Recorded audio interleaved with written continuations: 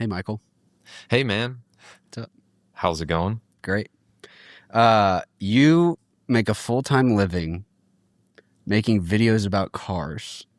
Yeah, That's crazy. it's weird because my parents, my grandparents, nobody's ever done this. It's Yeah. kind of a first generation thing. It's a very new thing in Yeah. this world, this crazy world we live in. You can actually do this for a living, and it's awesome. I bet. It's a How dream how job. did you how did you get here?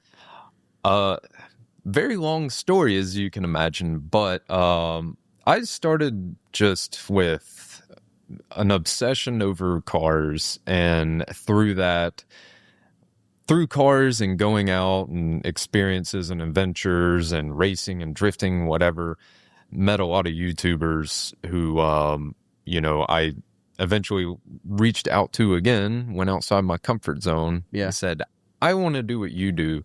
And they actually took me seriously and helped me and showed me what I was doing right and what I was doing wrong.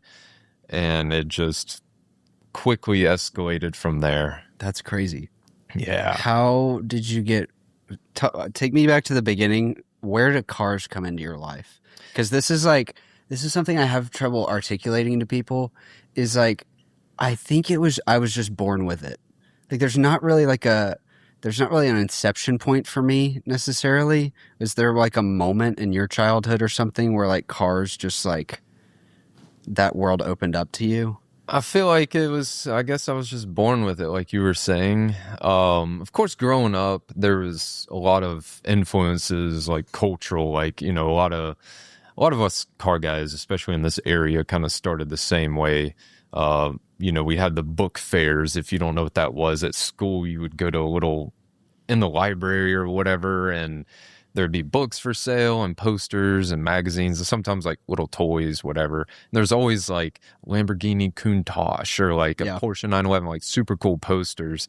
And they're always bright, exotic, and like you've had them in video games. We were first generation video game Yeah. players, right? Yeah. When you think about it. So having the game, like the earliest game was Cruising USA and Cruising That even the predates me. World. I don't know that. Yeah, I think it was N64, Yeah. and there's a red Toyota Supra you could get on the game with a big Sick. wing, and I was like, oh, this is cool. And then Need for Speed, like the Yeah. first one's Hot Pursuit.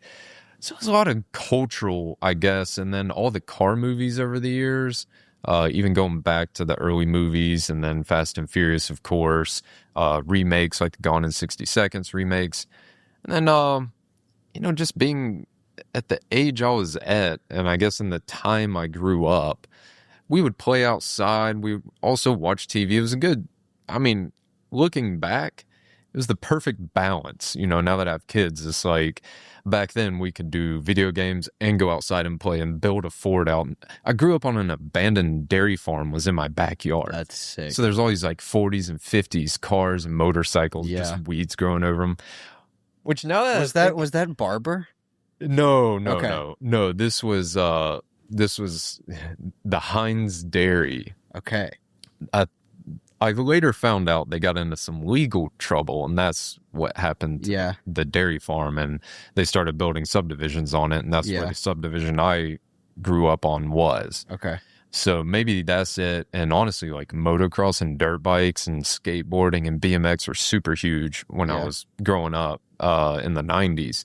And on that dairy farm, you'd see these big kids, riding like Kawasaki dirt bikes. They're lime green and they're two-stroke and Yeah.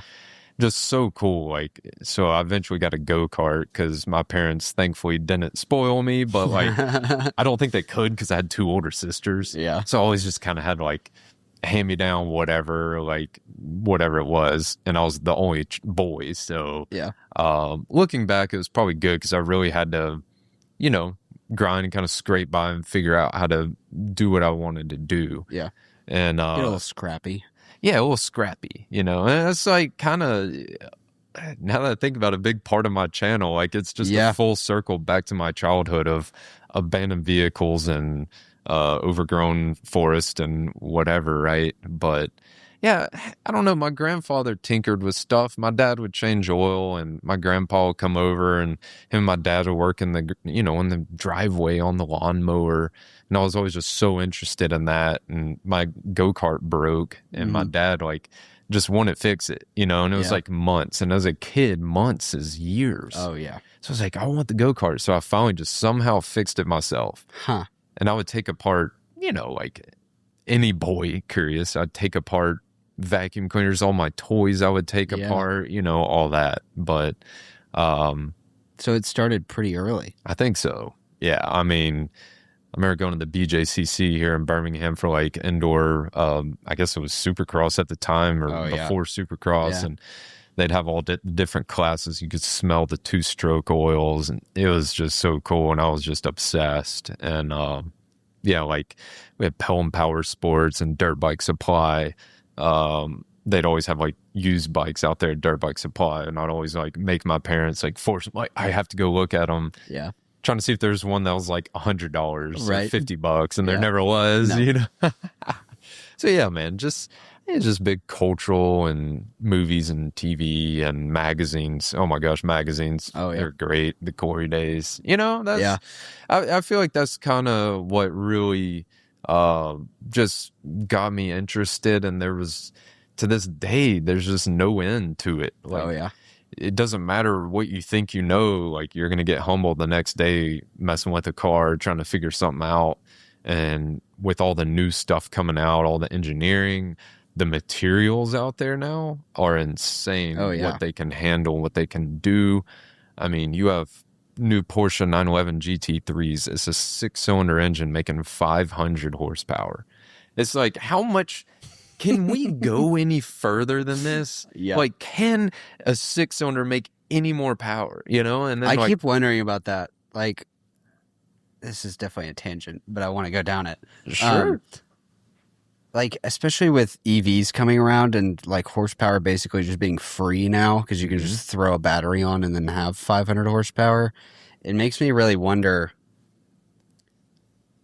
It makes me wonder and almost worry for the future of the car industry because there's all these resto mod companies coming around. Yes. Like so many for every old interesting car, it Right. seems. Even like old Jaguars. Yeah, they the they call them XJ12 things. reimagining. Yes. Yeah, they reimagine these cars and make them modern, which I'm all for. It's Yeah, I'm all for it. insane. I think Yeah. it's so cool. Like a Singer is like the it car for me, Right. you know?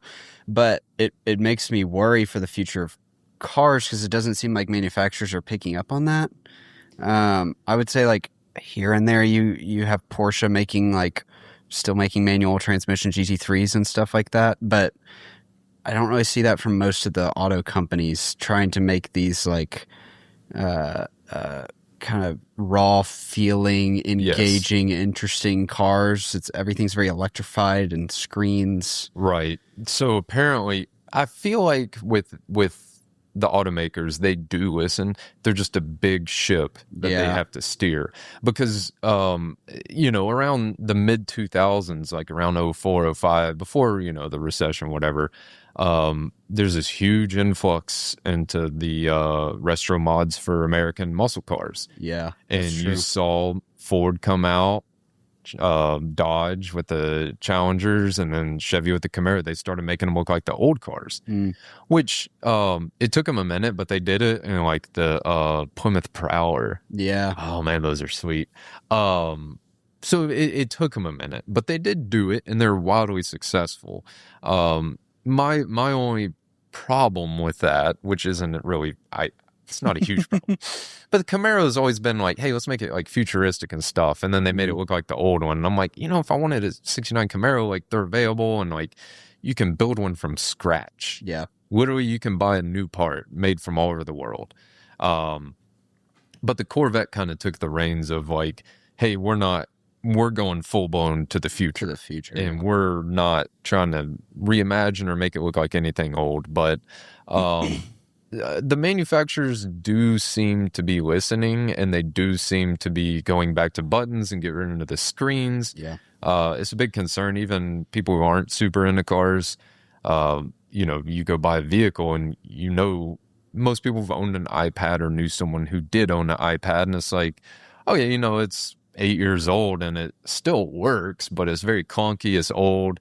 Now imagine if you put that iPad in your hot car in 100-degree weather for 10 years.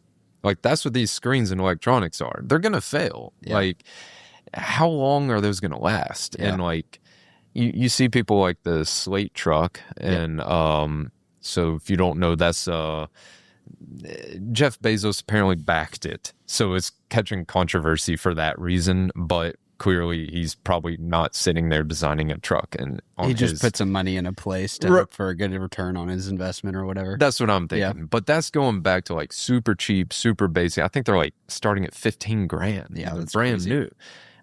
So it's a good time to be a car guy, especially with all the 3D printing, the laser scanning. I've been getting into that with some projects I'm doing behind the scenes that are taking a lot of time, but just passion, you know. So now is a great time to be a car guy. You get everything. And I was never anti-EV, but I have gotten to experience some Tesla stuff lately. And having 2 kids and stuff, and especially, when I go on these YouTube adventures and I don't sleep and I'm tired, having a self-driving vehicle that's quiet, hey, there's a place in this world for that. Definitely. The Ferrari Luce got huge pushback. Huge. So much. It looks like an iPhone. It blew up the world. Ferrari, but hey, it's fine. Yeah. We can have 2 things. We can have your crazy exotic, and you can have your boring Ferrari that appeals to a whole different market. Yeah. And one thing I've learned with YouTube is just because everyone says they want something, when you give it to them, it doesn't mean they're going to get it. So you can look at the sales of manual transmission cars and see, like, most people begging for them are people like me who are probably never going to go buy a brand new vehicle. Right. Like, I'm going to buy it when it's 10, 15, 20 years old. Right. Like the new Nissan Z, they have the manual. Nissan, I'm sorry. So, but when that car's cheap, I want to own it, you know? So I don't. It's a good word, because, like, I think about that. If I have $50,000 to go buy a manual transmission sports car or fun car, I could get a Civic Type R, or I could get a 911. Right. Like, you can get a 996 911 that's like, it's 15, 20 years old, but it's right. It's a 911, you know? Exactly.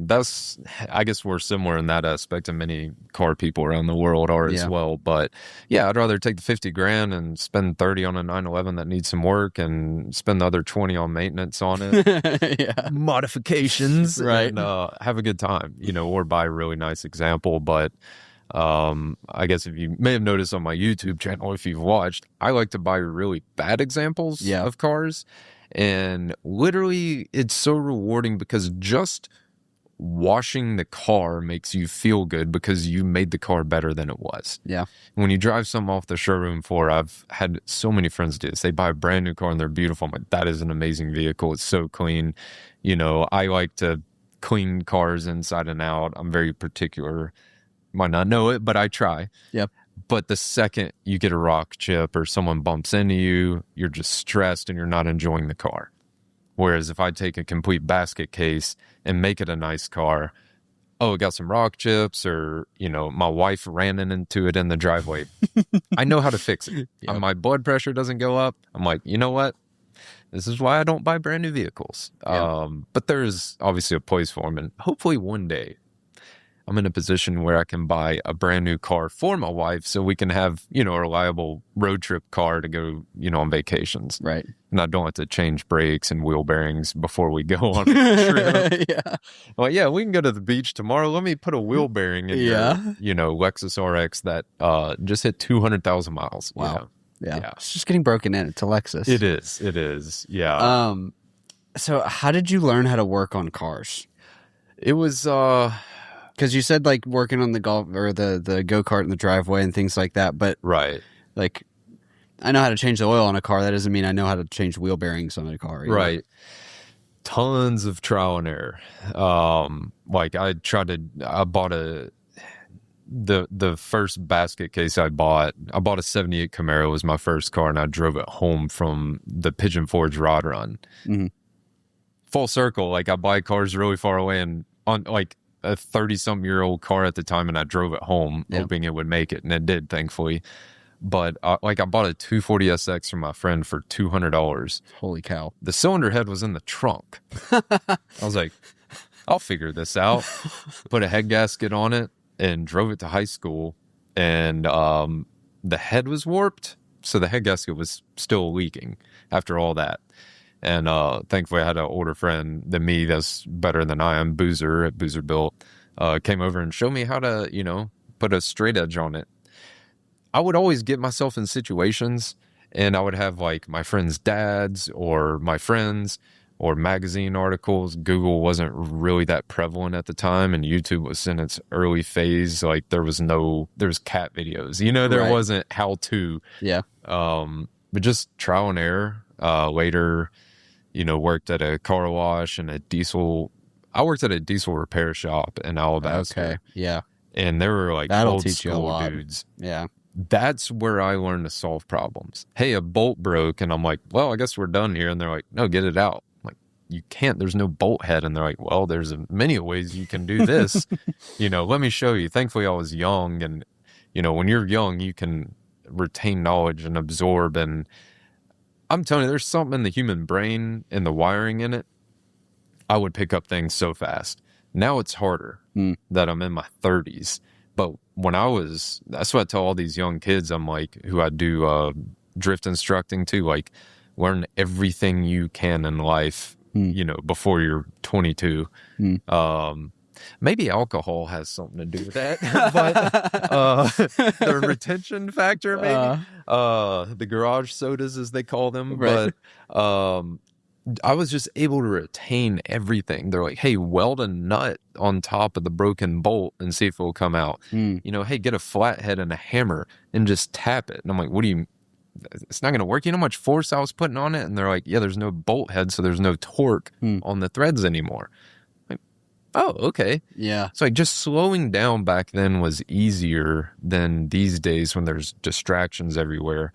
So being able to really think about it, and felt like a woodworker, like a caveman chipping into a stone back in the day. You're just tapping this bolt and slowly watching it walk its way out. And it's like, this is cool. And again, here I am, 19, 20 years later. It still has not lost its luster. There's still so much I'm learning and having fun doing and just challenging myself, Yeah. So take me through kind of like, you said, how old were you when you were working at the diesel shop? Man, I was in high school, so I had to have been like 17 or 18. Yeah. Okay. Take me through like the next like 10 years or so. Because I know you've got a background in like drift world.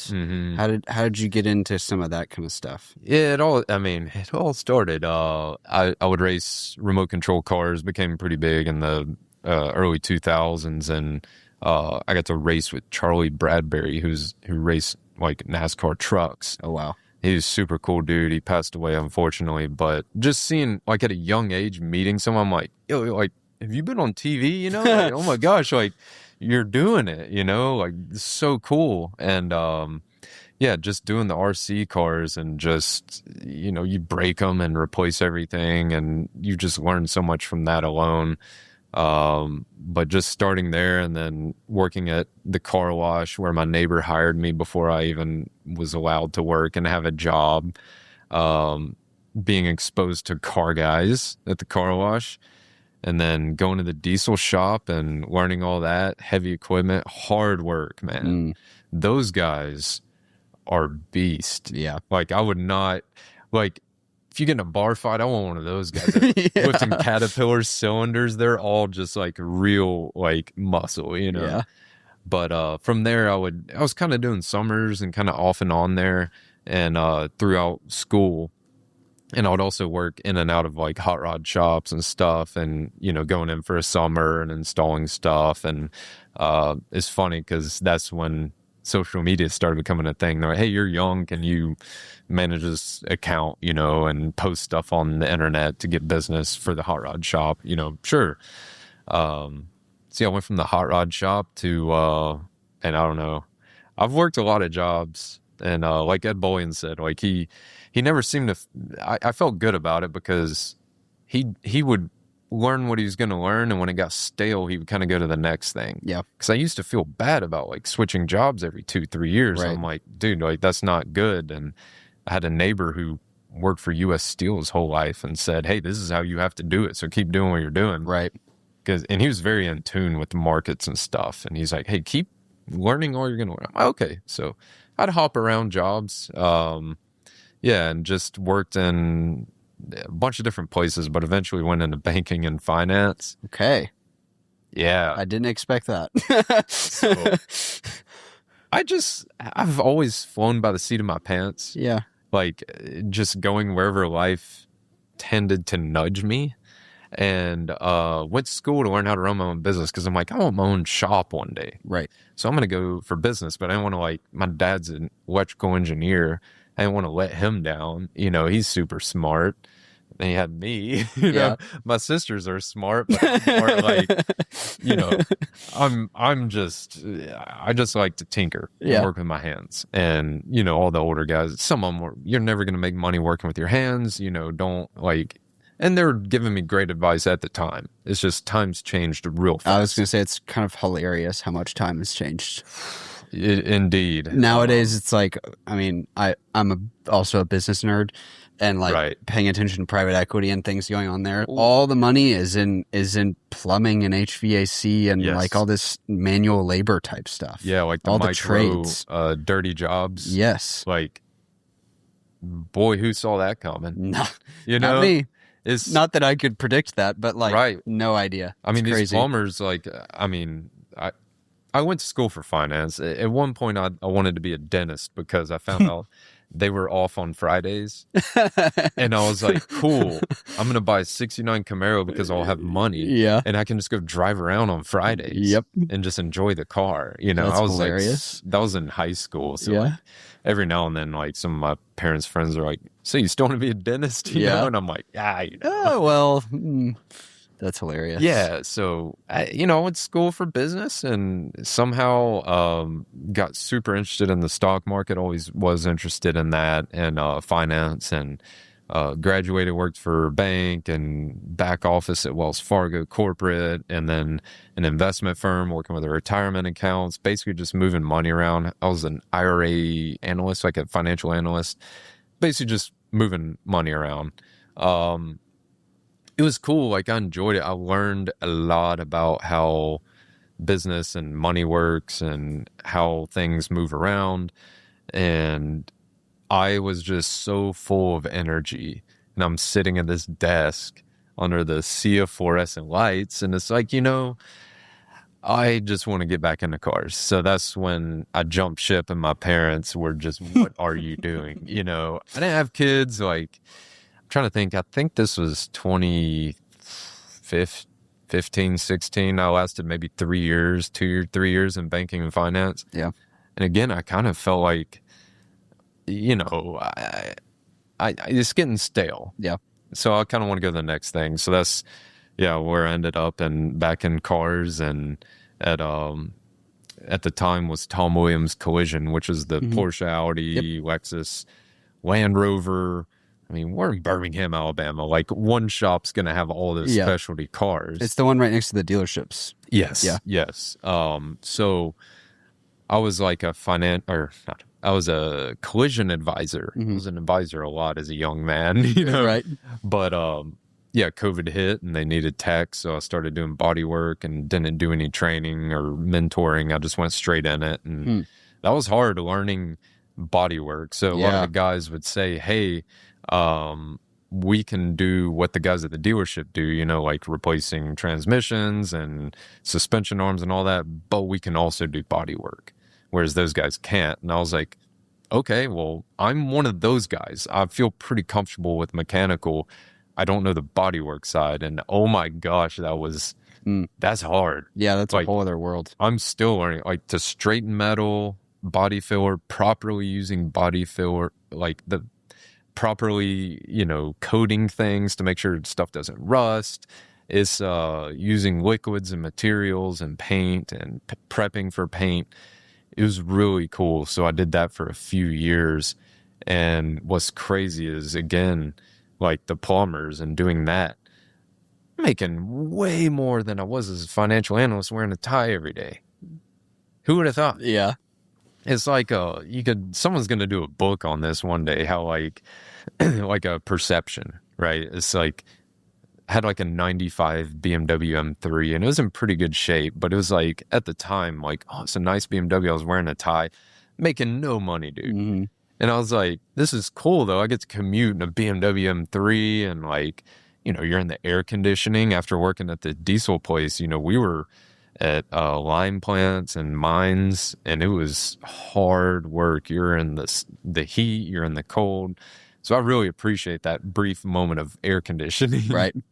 But as an aside, is the E36 like really fun? yes. Okay. It is not. I feel like it's kind of like the discounted M3 because everyone Right. wants an E46 or Correct. something newer, They're fun. They're very well balanced. They have just enough power to be like, okay, we're moving, but you can floor it and go through the gears without going to prison, And it's like another huge shift, another sidebar here. No one cares about going fast anymore because you can literally go to a grandma can walk in Tesla and go run a 7-second quarter mile, right? Right. So it's like, okay, like we're going back to our roots as a car industry as a whole. Okay, what's the best engaging driver's car? That's a huge topic on other podcasts and YouTube videos and just general car guy banter and conversation, right? But the E36 is the 95 to 99, 98. What was the last year? I think it's 99 because 2000 isn't 2000 the E46? Yes. Or was it 2001? Was there a gap there? 2000 was E46. I think you could buy a 2000 like 325, 323. Yeah. It's all running together because I've been doing a lot of right-hand drive and imports and European stuff. So my brain, I've forgotten a lot. Yeah. But it's a really good balanced vehicle. The only downside to those cars, in my opinion, is this pre-CAN bus electrical system, which is use barely any wiring. Back then, it's just the wiring harness looks like it powered the Titanic, dude. It's just like so much wires and fuses and relays, whereas now, 2 wires can do the job of multiple wires. Yeah. And then you have like they call them PDM, powered distribution modules, in all these cars that replace the fuses and relays. And it's a computer saying, hey, send this much signal. So like, my opinion, reimagining vehicles like an E36 M3 would be just update all the electronics and sensors to modern day. And you have an amazing car. Yeah. But the crash structure, another huge thing in the collision industry that I learned, a lot of people think older cars are safer because they have thicker metal and they have steel bumpers. That this is starting, the big public perception is changing. Whereas today it's like, oh, it's a plastic bumper. It's high strength steel in the car. So like in the halos to protect the 4 corners where you are. The front end is supposed to smash like a pancake to absorb the energy, So like these older cars, it's always in my head after being in collision and seeing some bad wrecks. Like, hey, the newer cars are a lot safer. Yeah. And that's part of the reason why I did that big rebuild on that 2017 Chevy SS. Because it has a lot of high-strength steel in it, and it's safer, and I got 2 little baby girls, know? And it's like having a safer, more modern car is really cool. And the way they're built now, after working at the dealership on brand new Porsche, it's like, hey, these are actually made to work on. Yeah. Whereas the 90s and 2000 stuff's way more difficult, like the Mercedes and the Rolls-Royce and Bentleys back then. Oh, my goodness. Like, some of the engineering behind that stuff is, what were you thinking putting this bolt there? Yeah. Yeah. I'm yeah. I'm considering a couple of cars. So I want to talk about your YouTube stuff. I just got into trying to learn how to flip cars. Okay. That's kind of where I'm at right now. Yep. Because my thought process was, I could save up a bunch of money and eventually buy a 997 Carrera S, Porsche or something. Right. Or I could buy a car for $2,000, flip it, make a few grand, and then take that money and put it back into another car, flip it, make a couple more $1,000, and just keep going. Right. So I made up my mind to start doing that. So last year I bought a 89 Saab 900S. Found it. It was owned by a mechanic over in like Bessemer area, kind of. Yep. And I bought it from him for $2,000. Nice. Drove it for about 8 months. Put maybe $1,000, maybe $1,500 into it, and then sold it for $6,000. Nice. So and they're fun cars. Made some money. Had fun driving it for like a whole summer and fall. Right. Those Saabs are tanks. Yeah. Yeah. It was super fun. Yeah. Especially as like my first like real proper old car. Like, yes. It was really quirky and weird, and it was fun. Yeah. So I sold that, and then there was an auction out in Alabaster for a bunch of old Mercedes. And so I bought a 1980 380 SLC. You're brave. I didn't know how brave I was. You're brave. Well, I had that car for also probably about 8 months and couldn't get it running.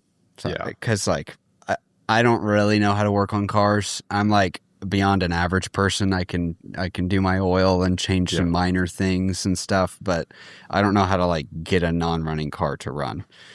So I made a mistake and sat on it for a while and then just sold it, and I lost, I don't know, I lost maybe $600 on it, which was not bad. Yeah. Not bad. In the grand scheme. I'm still in the net. Still up. I'm still net green. Yeah. But now I'm, so my wife, she just graduated PA school, and so she's working now. And so it's been only my income, so I've only had so much money to like kind of mess around with. Right. So now I'm getting to a position where I might have a little bit more money to mess around with. Yes. So E36 is one car I've thought about looking at. So the market on those here where we're at, trying to like sell them and stuff here, I don't know. Yeah. That might be a good market to get into. And nowadays people travel pretty far to get cars they want. I'm kind of thinking about just like finding the right car and just going wherever it is. Right. I have a friend who had an R129 SL 500 Mercedes. Yeah. And he sold that car on Cars and Bids a couple years ago, and it's now for sale again in California. Oh my God. So I'm kind of like, yeah. Yeah, I mean, the cars move. My theory on that, a lot of people think I'm crazy, but I'm very calculated. So if I can buy a car locally, let's say there's E36 M3 here that, let's say it needs a completely new paint job, but there's one, it could be in Washington State, the other side of the country, okay? But it doesn't need a paint job. It's how long is it going to take me to paint that car? Mm-hmm. Weeks? How long does it take to drive from Washington to here? 2 days? Yeah. You know? Yeah. So it's like, I would rather be driving the car and experiencing it than working on it. I do like working on them, but everyone's situations are different. If you don't have a project you want to work on, then that's another story. I have a lot of projects. Yeah. Yeah. Well, so how did YouTube start? So were you working at the collision shop at that time? Yeah. So a friend of mine, Taylor Hull, and he's a professional Formula drift car driver. Okay. So he started a drift school and wanted me to instruct with him because, we've been competing for a long time. So I started doing the drift school with him, and we got to meet, obviously, anyone who signs up to go learn how to drift or further their skills is a cool and outgoing person. 100%. Same with Cannonball Run. Anyone you meet who's done a Cannonball Run is an outgoing and cool person who's probably seen some stuff. Do you want to explain what Cannonball is briefly? Yeah, so there was a movie made about it, but it's like a lot of people didn't know it's a real thing. Yeah. You race from the Red Ball Garage or the Good Wife Shopping Center, New York, to the Portofino Inn in Los Angeles, Redondo Beach, LA. It's a real thing, and you see how fast you can do it. The reason it started was to prove you can drive across the country going really fast safely, because there's the song "I Can't Drive 55." They're trying to get the speed limits raised, and be like, hey, we can do this safe, which has been proven many times you can. So that's what the cannonball is. Yep.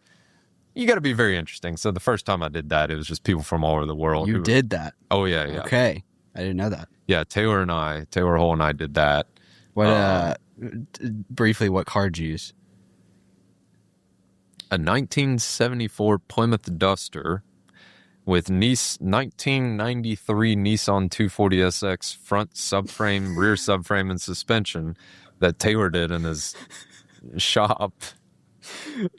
Yeah. And it had an LS engine, a 5.3 liter Chevy engine. So you drove a Frankenstein car. It was beyond Frankenstein. I mean, dude, the back seats he put in it is me, him, and our friend Hunter. I swear he took him out of like a pontoon boat and screwed him in the back. Yeah. And it had a roll cage as 174 Plymouth Dodge Duster. It was bad. That's hilarious. That's not what I thought. Because most people when they do this, they take some kind of like high horsepower, inconspicuous sedan of some kind, right, and then put a fuel cell in the trunk, which is basically an extra fuel tank. Yes. And then they leave in the middle of the night, and then they drive for 3 days or however long, 2 days. Yeah, so that's part of our... They don't usually take a hodgepodge vehicle. Well, so this was called the Coast to Coast Express. Okay. In 2019. Yep. You had to have older vehicles. Okay. So they had to be era appropriate to the original Cannonball, so everyone's in old cars. Right. Like our friend Tommy Davies brought over a right-hand drive Jag from the UK. Wow. And he's from the UK, and it was the coolest thing That's seeing him do awesome. the run in that car.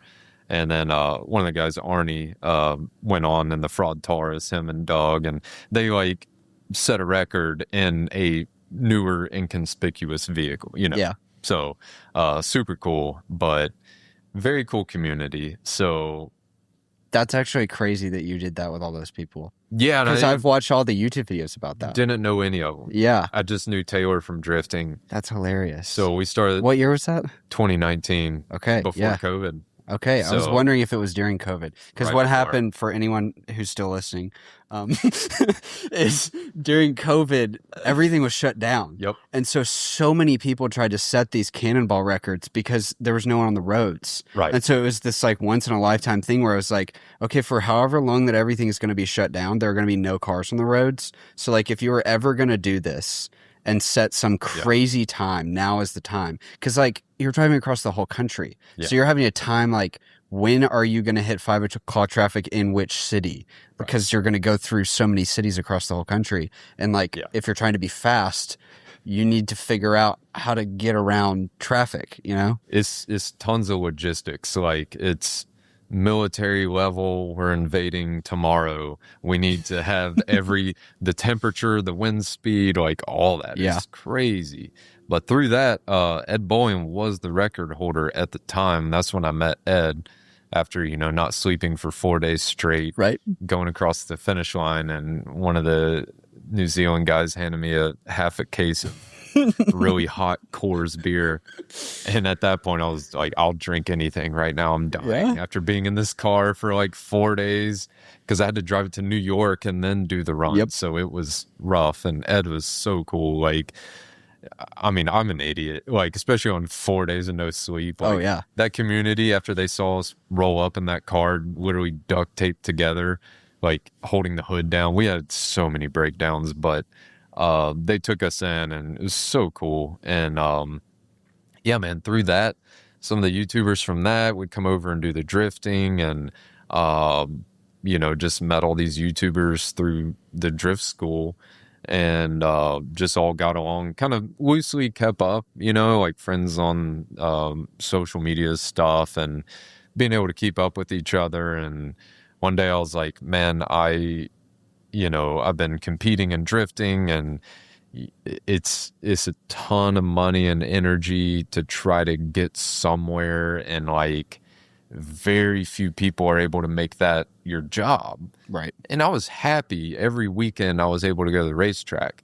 But Monday to Friday, I liked working on cars, but you're working at a dealership where they just want produce, make money. You know, you're just a number at the end of the day. Right. I mean, it is what it is when a company gets that big.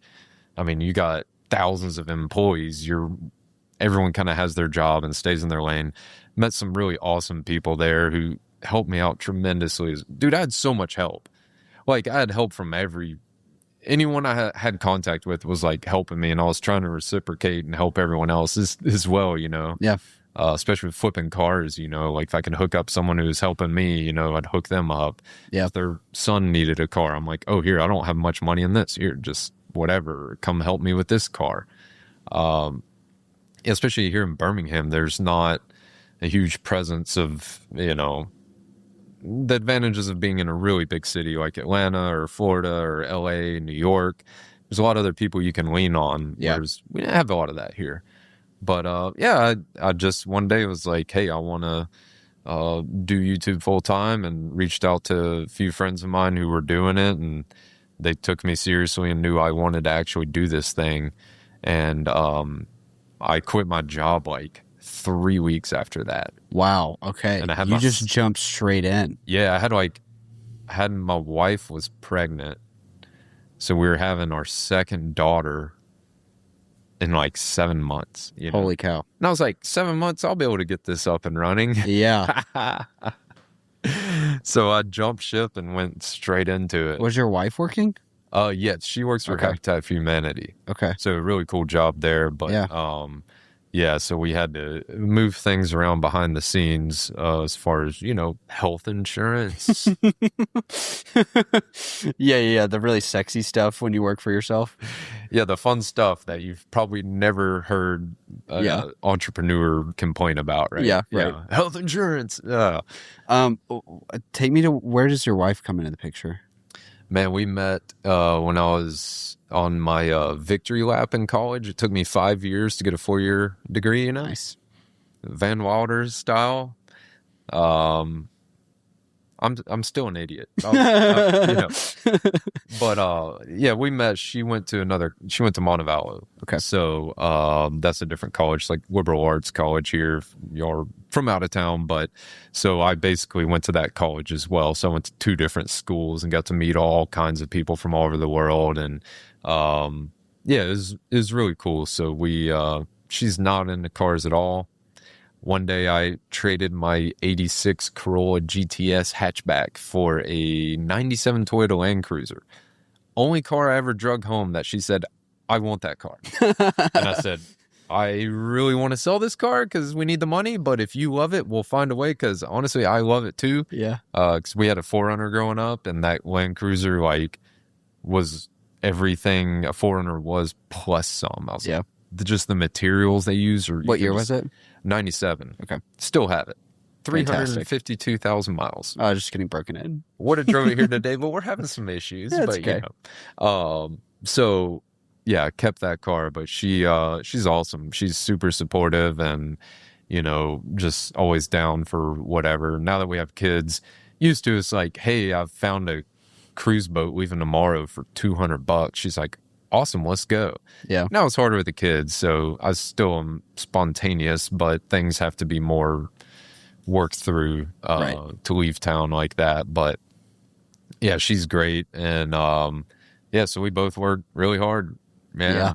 And yeah, when I jumped ship, she was fully supportive. And by that point, I'd broken in my parents. You know, they were very much, well, he, you know, left finance 6 years ago and he's doing okay. You know, like he's kind of older now. So we're just, whatever you need to do. So like I sold like all the cars I had, all the parts I could sell, just to like float me, and other YouTubers are helping me. Like, hey, I got parts, you know, they're worth a lot of money, and you know, you can have a percentage or whatever. Right. So just having people help me with everything. That's so awesome. I guess they just saw I had the ingredients of what it would take to be successful on YouTube, and I went in it, and I had no idea what was going to happen. I just knew this was the only chance I was going to have. Like, I'll figure it out. Yeah. You know, like I'll. What was the original like ethos, or like did you have like a this is the kind of thing I'm gonna do, like this is the kind of content I'm gonna make? What does ethos mean? Like Like the vibe. yeah, like the message or like the core thing that you're gonna try and like do. Oh, okay. So yeah, that was what I've been doing for 19, 20 years. I'm gonna find a really cool car in really bad shape that I can afford and fix it up. Okay. And people seem to enjoy that. I guess they relate to it. And I do. yeah. I was gonna say I watch those videos all the time. And like I learn things. I literally do it for pure entertainment. But like there's a lot of times where I come to aha moment in the videos where I figure something out and that information could potentially help someone else. But I'm not a professional. I don't know if you can claim that if you're making money doing it. I mean, I guess, but like, don't take my advice. Just if you see something that you could use as helpful. You're not claiming to be Chris Fix-It. Yeah, don't sue me. Don't sue me. You're not gonna get anything. You're doing your own thing. I'll give you a 1991 out in the woods car. You know, if Yeah. you sue me, this is what you're getting. No. Yeah. So yeah, what was the first video? Let's see. I'd been doing like drifting videos that would get, you know, anywhere from 20 to 120 views. Like one time, one of them got like 900 views, which was cool. I think one of my first videos that started catching on and got like kind of over is actually a how-to video, putting like a transmission cooler on my Tahoe so I could tow more weight with it than I should, you know? Yeah. I think that got like 19,000 views. I was like, oh, this is cool. But it's kind of like a how-to. Whereas on YouTube, it seems like sometimes if you hit it right, like a how-to video can pop off. Right. But there's so many of them. So it's like how to change my oil in a 2015 Audi Q5, you know, or how to change a valve cover gasket. That could get 1 million views, but it could also get 100, you know, and people... It's also like those are probably not repeat customers, if you know what I mean. Right. Like someone who watches a how-to video of how to fix one thing on a car is probably not going to like subscribe and then continue watching you. Correct. You know, work on a completely different car that they don't own or something. Right. Yeah. Someone said to me before, YouTube is two things: is education and entertainment. I believe that's what they said, and that kind of makes sense because you kind of watch educational things. Dude, I go down rabbit hole. I watched like whole series of videos on different knots to tie. Like, what? I watched a video this morning on while I was eating lunch. It was a video about how the Brooklyn Bridge was made. I could Engineering explained or something like that. I would watch a 3-hour video on that. Yeah. That's just me though. Like Yeah. I'll get in these deep dive, but will I go back and watch them talk about ants? Probably not. Right. You know? But that was the first video that like actually got views, and then my other ones were just kind of meh.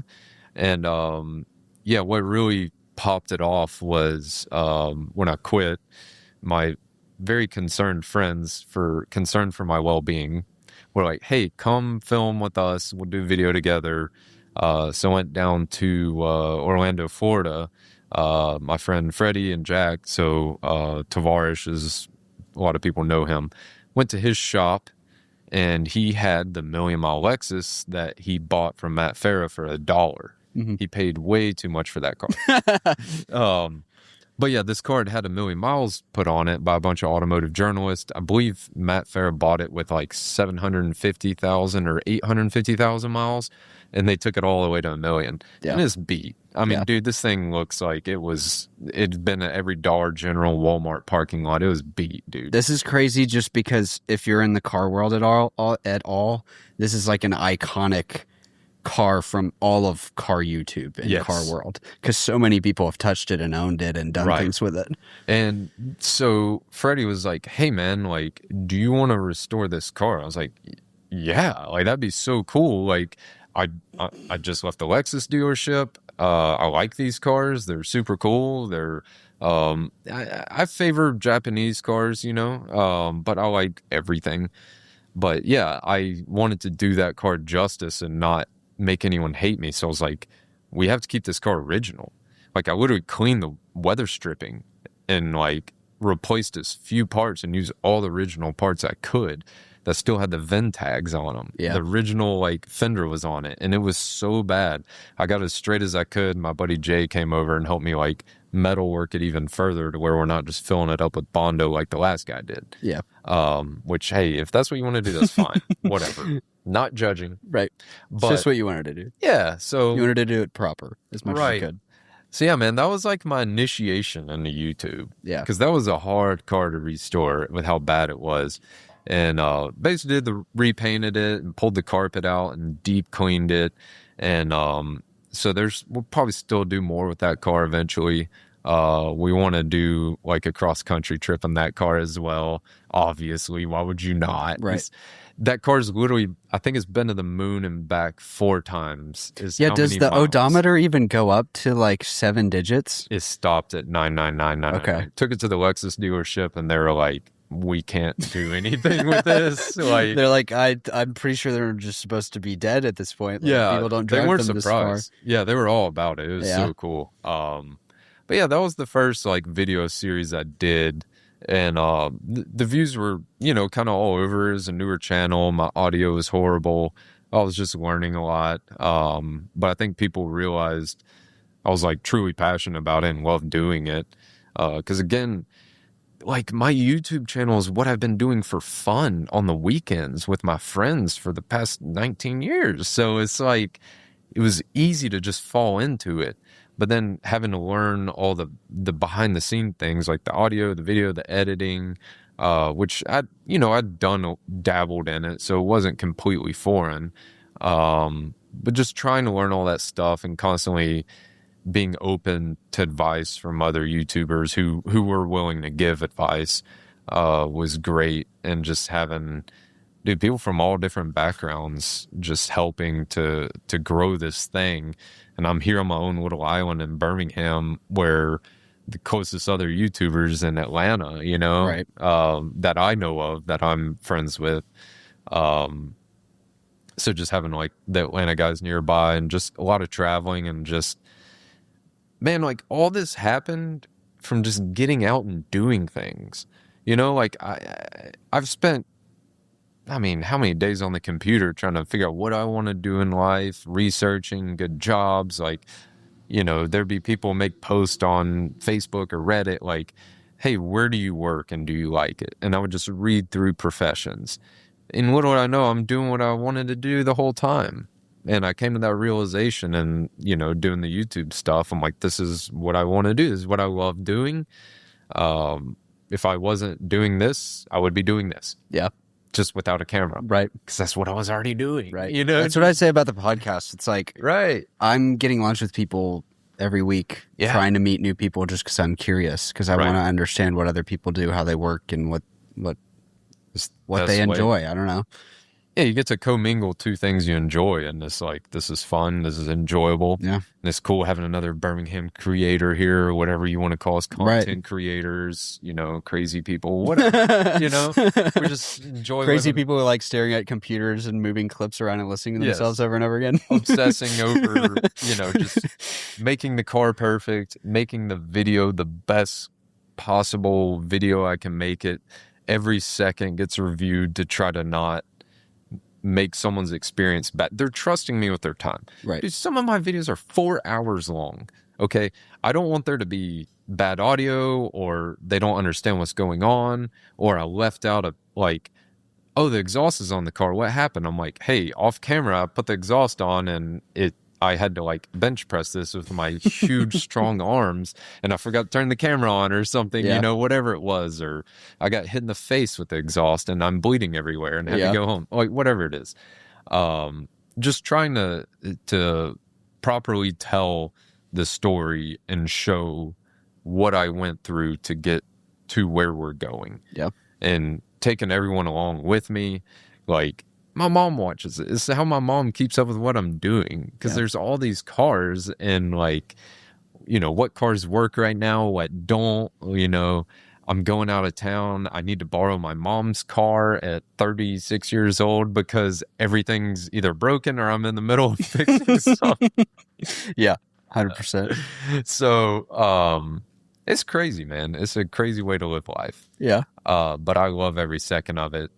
And just meeting all these other like-minded, crazy people. I'll be on the road and, I know this YouTuber's here in Pennsylvania. Let me send them a message and see if they want to hang out, Yeah. and get to pick their brains. It's weird because I see why, growing up, it's like, why do all WWE wrestlers marry other WWE wrestlers? Right. Like Triple H is married to Stephanie McMahon. And like, why is this actress married to this actor? It's because they're all going through like the same crazy things in life and they relate to that. Mm-hmm. And we get a little piece of that being a YouTuber. So like getting to meet other people creating videos and content, you get to meet other people who are like, kind of, it's not as extreme as WWE where you're literally a different city every single night in the whole world. That is a crazy way to live Wild life. Yeah. Like rock stars. Yeah. Think about when they're on tour. What a crazy, but like I get to be home for like days on end, like editing videos, putting my kids to bed and being there with them. I'm also gone for days on end, but I feel like those stretches when I'm home, doing content, putting videos together, still working on cars in my driveway and, whatever, just getting to be around, family and friends and getting to take friends on the trips with me whenever they can take off work. Yeah. So this is something I wrestle with. Okay. Asking for help. Yeah, me too. Dude, yes. So especially like talking with other car YouTubers and things like that, like how do you navigate those relationships? Because I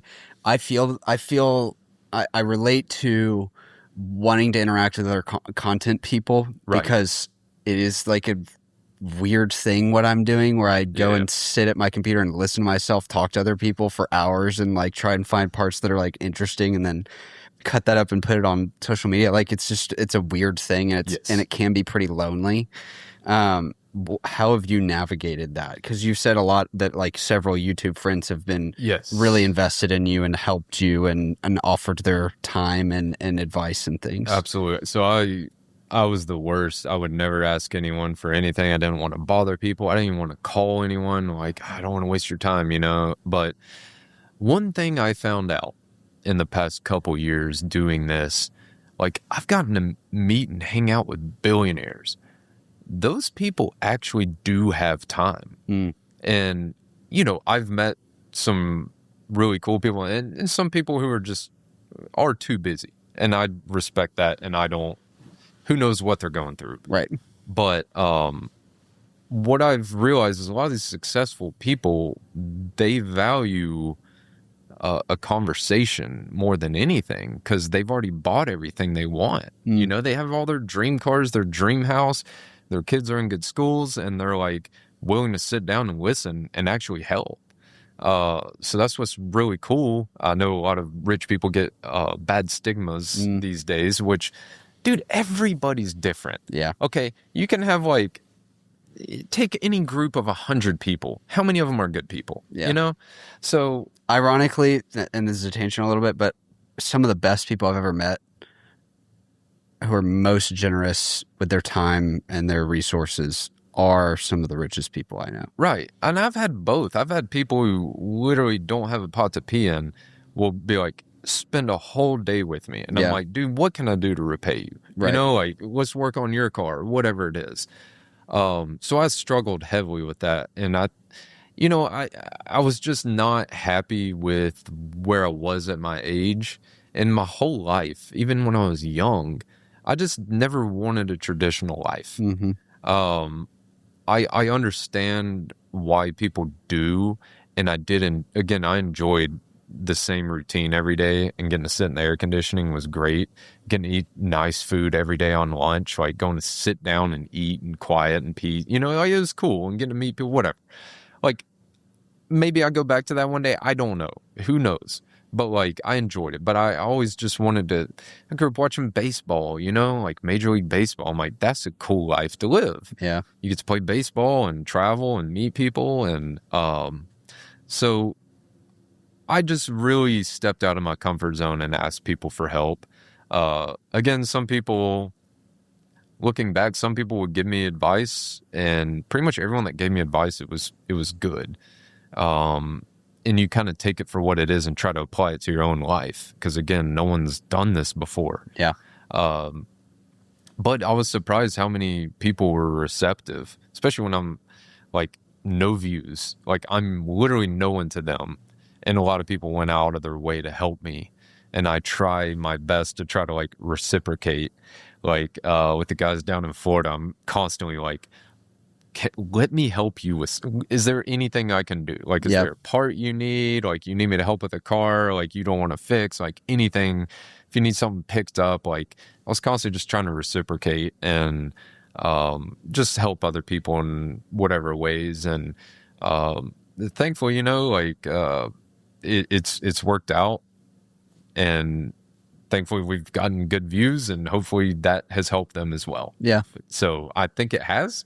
I don't know. Yeah. I don't know how. I think the other all thing this too, works. like, I underestimate how much people want to help other people. Yes. Because I want to help people all the time. And like, Right. if there's anything I can ever do to connect a friend with the right person, or set Absolutely. them up for a job interview, or, you know, help them clean out their house or move. Like I love when people ask me to help. Right. Because I want to help people. But I just automatically assume that that's not the case for other people for some reason, you know? Right. I don't know what that is, in me getting in my own head about it or something, you know? Yeah, I think you're just getting in your own head, because I did the same thing. Again, like if someone can't help you or they don't have the time, they just won't. Right. But you know, there's going to be a lot of people who are like me and try to do anything they can to help anyone.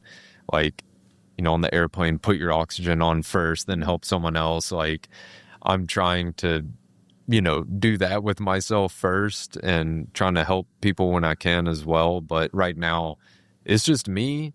Like, I need a lot of help. Like, I need help, dude. There's so many nights I just don't sleep. Yeah. And yeah, unfortunately, I've been able to go back and like repay my friends. Dude, there's like one trip I went to New York for the Supra, and I like didn't even have the money for this car, and I was hoping it would hit that morning, and it did. But I was like, I'm gonna have to call like 10 people to borrow money to send to this guy to buy this car. Yeah. You know, and I had no shame. I was like, I don't care. I'm making this work.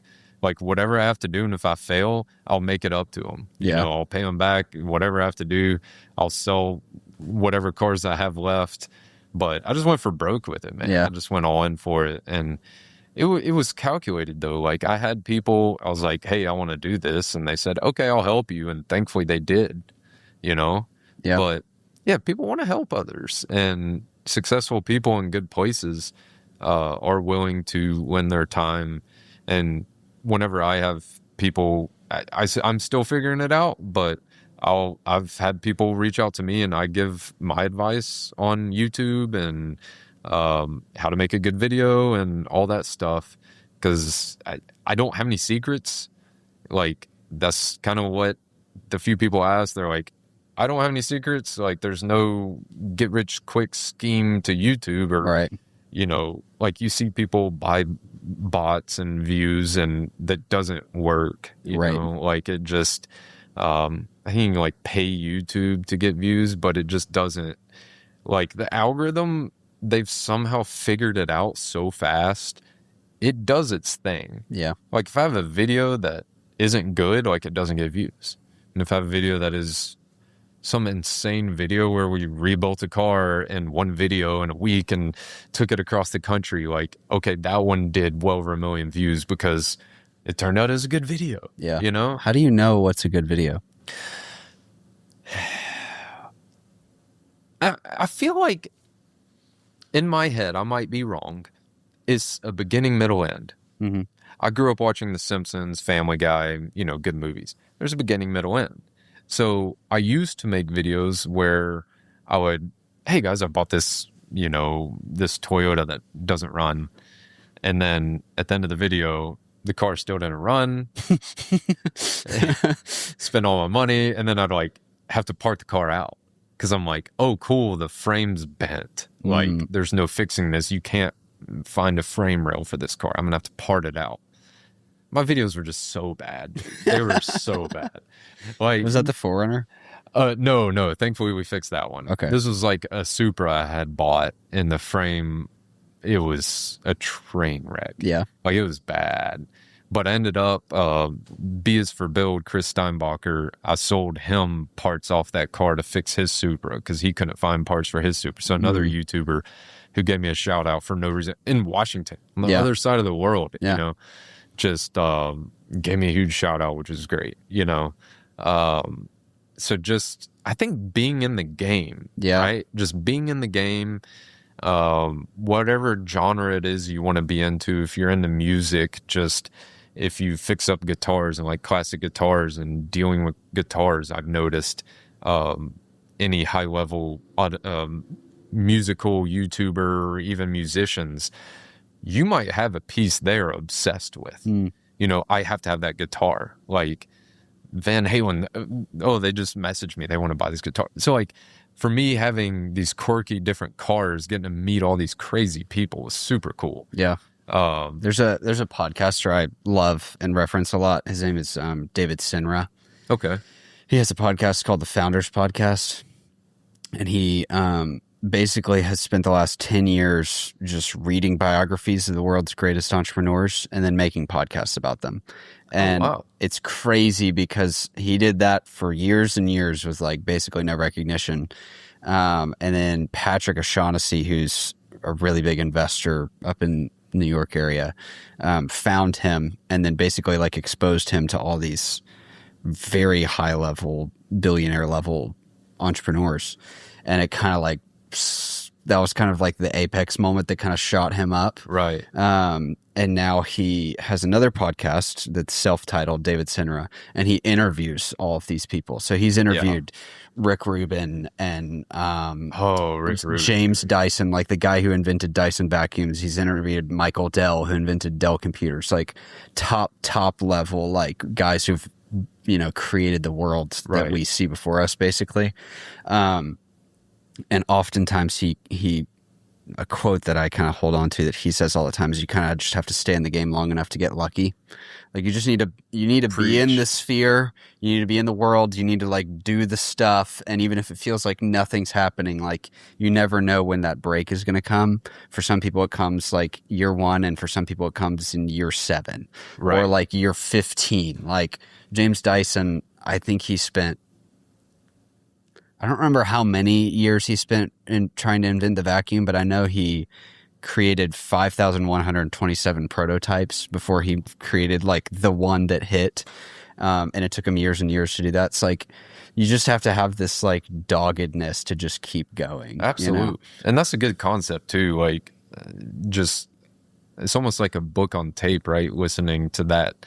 And that reminds me of just, I've consumed so much like podcast and media. Like, how do I get to where I'm at today? Looking back at it, you know, just talking about it right now is like, man, this is crazy because I would listen to all kinds of stuff like that and how people got started and just pulling inspiration from everywhere and using my own weird style to, you know, portray what I'm doing, you know, as being born and raised in Alabama and freaking, you know, whatever. Yeah. Living half my life downtown and half out in the country and just being this, whoever it is I am, and just being myself. Like you said, it's usually just you. It's usually just me and my camera and a busted car somewhere in the country. And whether that's here in a desert or the marsh, whatever. And just trying to apply everything I learned. And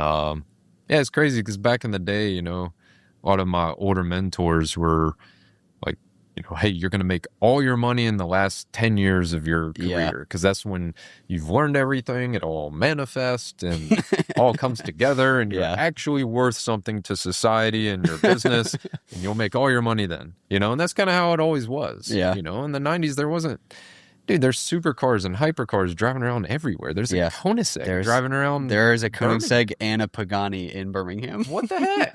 You know, and it's Yeah. like there's just money everywhere. Have you now. seen that car yet? I have not seen it in person. I but- saw it drive by on 280 in a way that like I couldn't really like get a You're picture of it or anything, but I freaked out. It was Yeah. insane.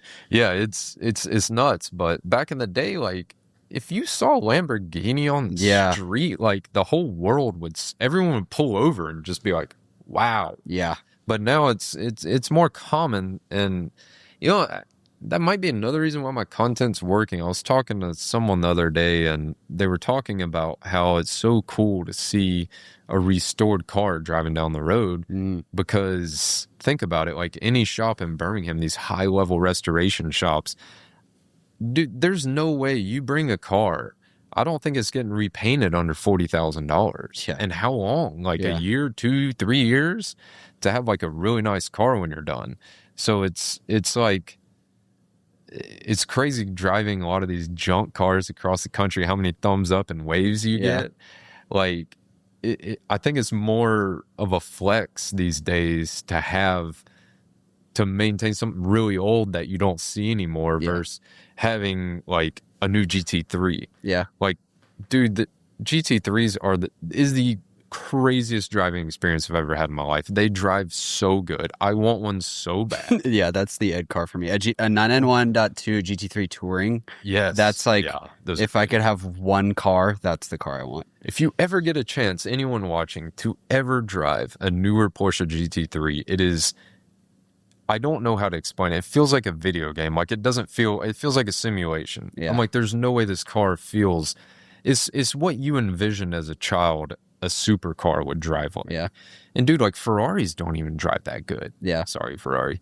Don't sue me. But yeah, no, they're their own thing. Like Yeah. every car offers its own thing. Yeah. Like even the older Toyotas and Chevrolets I drive, like they all offer that. Like the air-cooled Porsches, like they're such a cool vibe. Like Yeah. the Volkswagen Bugs are so like there's so much to experience, and that's why I do what I do with YouTube. I get to experience all these crazy cars like the 1990 Renault Alpine GTA Turbo, Yeah. an Italian or a French rear engine car. Crazy. It's so weird. Like it Yeah. just drives so cool. Yeah. Like it's just such a neat seeing how the French do it versus the Germans versus the Americans, the Japanese. Yeah.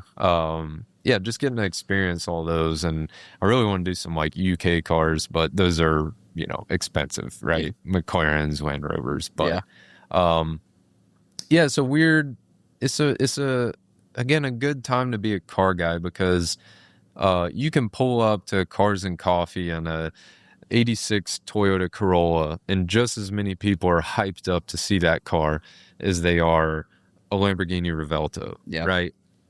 Just as many people swarm in those. Yeah. And we all come together as car people and realize we're all a bunch of car nuts. We're all just nerds. We're a Yeah, tiny dude. percentage of the population. It's so fun. Yeah.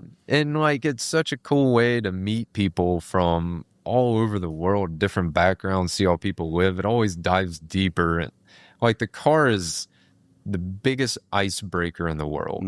You know, it's like people I know who would smoke cigarettes, they're like, that's how I met all my friends in college.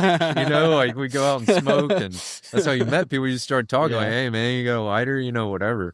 And that's so funny. it's like the ultimate icebreaker, you Yeah. know, like when you're a high school kid trying to talk to a girl, you're like, hi, so 2% milk, huh? You know, like, but when it's cars, it's like you see a girl and just driving, hey, do you like that car? Yeah. You know, so yeah, here's what I like, here's what I don't like. Oh, you know, have you, you know, if we went to dinner, I could tell you how to find a better view. Yeah. No, yeah. So back to YouTube a little bit. Your videos are long. Yes. Usually, I think in years past, people made like, 15-minute YouTube videos. Right. But you're putting out like hour long plus videos. I have 2 videos that are 3 hours. They're both so happen to be 3 hours and 54 minutes. Yeah. And what's the decision there? dude, the longest retention I have on all of the videos I've done so far, the highest retention is on the video that's 3 hours and 54 minutes long. That's crazy. To keep people engaged and entertained that long, I literally, if you watch the video, you'd understand. I took a completely destroyed 350Z. I just always loved those cars. Yeah. Like, it was just a piece of junk, and like my buddy's just roasting me in the beginning. It was so funny. He's like, "Bro, what are you doing? It's not even a manual. It's an automatic. It's not the good 6-speed. It's like a base model." Yeah. Dude, it was disgusting. It literally, speaking of cigarettes, had like, I started counting all the cigarette butts because I was like, next episode, I'll tell you how many cigarette butts. Dude, I stopped counting like 400 cigarette butts. Holy cow. Dude, they were like, I pulled the console out. It looked like a volcano of like cigarette ash. But like just deep cleaning that car, I think appealed to people who like to watch cleaning videos. Yeah. And then we were just able to take, that felt so good to take that car that was just junk. I remember when they were new when they came out, and to just take it. And it looked better than it did when they were new because we used like this really nice PPG paint. And I met this guy, he's 21 years old, named Nate, who's just as crazy as me. And he took a deep dive into like automotive detailing and paint correction and like flat sanding like all the texture out of the paint. It was a mirror. You can't even take a good picture of the car because all it do is reflect everything around it. That's crazy. It's like all you can see is the like a reflection of the shop, and it's like, oh, there's a car there. Yeah. But it was so cool to like take something so hopeless and just bring it back to life. Yeah. And it checked so many boxes for me because like growing up, we go to the beach and always like to clean up trash and recycle, and like we'd walk around my neighborhood cleaning up trash, just trying to like, you know, I'm in Alabama, okay? I'm not like some like environmentalist or whatever, but I just like to make things better than I found them. Yeah. Okay. So keep our trails clean. Right, exactly. Yeah. And I'm a big like advocate of that, and like trying to clean up our oceans and our forest, and just being efficient. Yeah. Right. And Cash for Clunkers like killed me, man. Like seeing all those perfectly fine cars get destroyed. It's horrible for the environment. Yeah, explain that to people. So, what was Cash for Clunkers? I was in, I don't know, 07, 08, 09 when the economy tanked. I think it was under Obama's presidency. It was, and not that matters or anything, but like the time frame. That's the time frame. So he was the president. That was just to timestamp this. Nothing against Obama or anything he does. Okay, because I've never met the guy. I don't know him. I don't know the guy. So you would go to a dealership and they give you $5,500, and it might have only been American vehicles. You would get $5,500 no matter what. So you could drag like one of these cars I get for $200 out of the woods that doesn't even have a motor. You could literally, on a flatbed, they give you $5,500 credit to a new vehicle to stimulate the economy. Yeah, I get it. We need jobs. Like those factory workers need to work. We had to do something. But, oh my gosh, like my friends were at dealerships. They would have to like destroy the engines. They'd have to pour this stuff in them and like redline them until they blew up. Dude, they would get fired and like get fined and thrown in jail if you take a part off the car. So it's like, dude, there were like, I think the Toyota Supras would get crushed, like legendary cars that could run 1 million miles. And it's like, guys, this is not good. At the same time, we have people like, oh, you need a new catalytic converter because you're polluting the air. And it's like, well, then why are we crushing thousands of vehicles that need the parts recycled off? Yeah. Like, let's put these in circulation. Like, I feel like we're just, since then, it's just been a race to the end of humanity. Like, how fast can we end ourselves? Yeah. Have kids, man. I want them to have kids. I want this world to keep going. Yeah. Like, that's why the underlying message I may have been trying to portray with rebuilding the million mile Lexus is like, hey, let's try to keep these cars on the road and use less resources, less mining, less everything, to help keep humanity and cars around longer. Because how much iron and how much steel can we pull out of the earth, right? Before we find it on other planets or whatever. Right. You're just polluting and destroying more by creating more new stuff. Right. And not that that's wrong or anything, but like it's actually much more efficient and better for the environment to just keep stuff on the road. Right. So I'm like, hey, it's already been made. It's already there. It's so there. After that, it's just the tailpipe emissions, which everyone fusses about that, but tailpipe emissions are not the thing that we need to be worried about if Yeah, we're and worried they about can ozone be and whatnot. they can be updated. Okay. Yeah. And listen, there's probably a bunch of people punching the TV right now because I'm a drift car driver. I literally take a pair of tires and turn them into smoke in 2 laps. So I'm trying to offset Yeah. that, you know, like Yeah. I'm trying to like, I'm a hypocrite, whatever. We all are. Yep, Everyone's everyone a is. hypocrite. Oh my goodness. Don't get me started. But Yeah. we can update catalytic converters on older cars to where they don't smoke. Dude, I used to like, when I was a kid, it's like, I didn't. I would never cut a catalytic converter off a car. But if I did, Hypothetically, it would smell really bad. Yeah. And like you would go out on a date and you'd get to your location, you smell like gas. Yeah. You know, and it's like, dude, all my cars have catalytic converters on them because I'm like, I want to be able to drive these and my wife not be like, whew, this stinks, you know? So okay, you lose what, 4 or 5% efficiency, maybe more. I don't know. Again, I'm a hypocrite. Like I also will put 1,000cc injectors in a car to put as much fuel in it so we can make 800 horsepower, right? Yeah. So, but you know, I try, and I just think trying to keep older cars on the road gives people jobs. Yeah.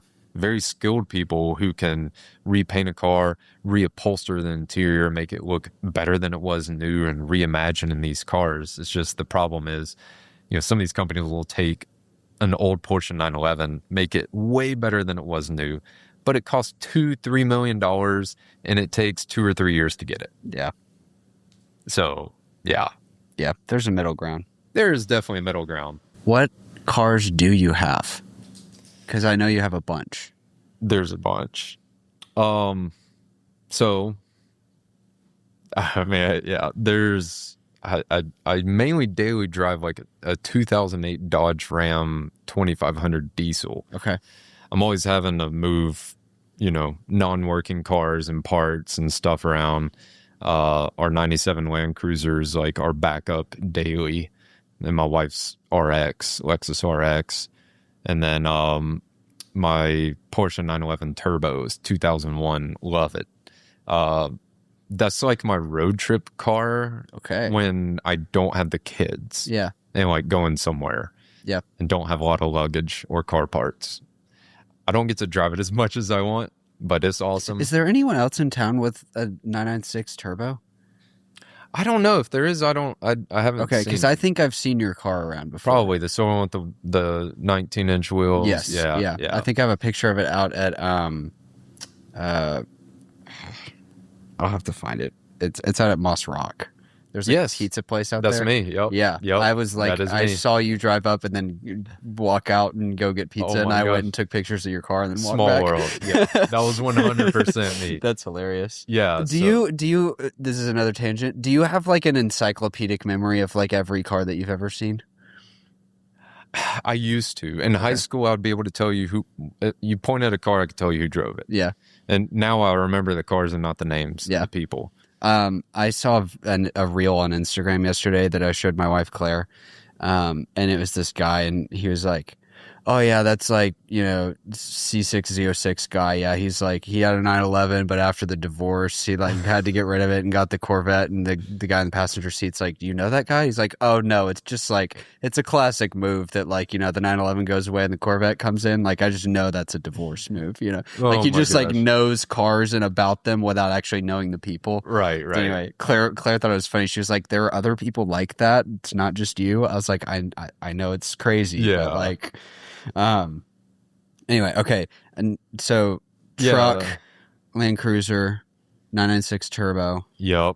And then my gosh. This white 350Z my buddy gave me that is currently getting something very, very cool done to it, and will be back on the channel. The 1990 Renault Alpine Turbo that was left-hand drive, imported from Tokyo, Japan to here by Tyler Hoover, I believe, and then Tavares, and then me. Who's next? Yep. You know? But that's such a cool little car. And then the Toyota Supra from New York, currently super deep in restoring that car. Trying to get a video up on it real soon. But that car was rough, but it's coming together. Yeah. There's a car I just bought 3 days ago I haven't seen yet that is also in Florida. That YouTube friend said, hey, I found 2 cars and I want one, do you want the other? And I said, if you think I need that car, yes. Yeah. I have another car in Florida that hasn't been on yet that will be on the channel. And there's my 78 Camaro Z28, my first car, still own it. That's cool. It's the Disco Camaro. I'll be doing something big with it on the channel, hopefully soon as well.